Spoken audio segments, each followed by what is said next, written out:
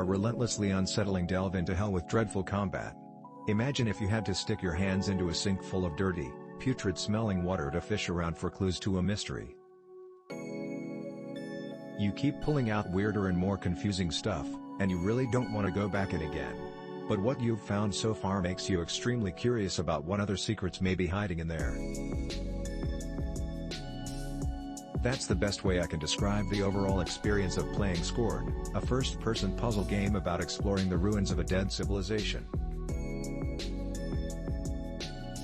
With a mesmerizing, biomechanical aesthetic inspired by the likes of H.R. Giger and Harlan Ellison's I Have No Mouth, and I Must Scream, it's far more disturbing and unsettling than it is horrifying. But the vibes it creates can be very potent.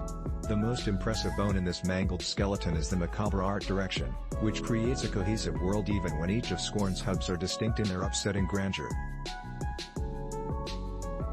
The architecture and weird puzzle contraptions exist in a space that's not so much a fusion of flesh and machine, but more like someone blended the two until you can't quite tell if anything you're looking at is alive or artificial. Soaring, alien spires mimic the shapes of bone and viscera, while foreboding tunnels give you the distinct impression of being swallowed whole.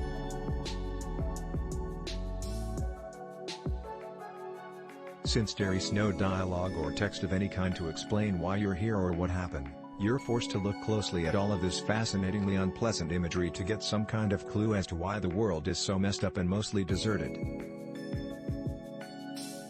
And for my part, I do think I was able to piece it together by the end of my brief but dense 7.5 hour journey into hell.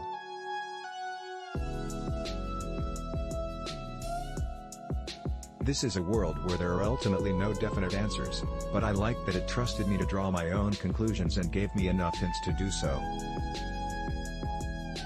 Scorn trusted me to draw my own conclusions and gave me enough hints to do so.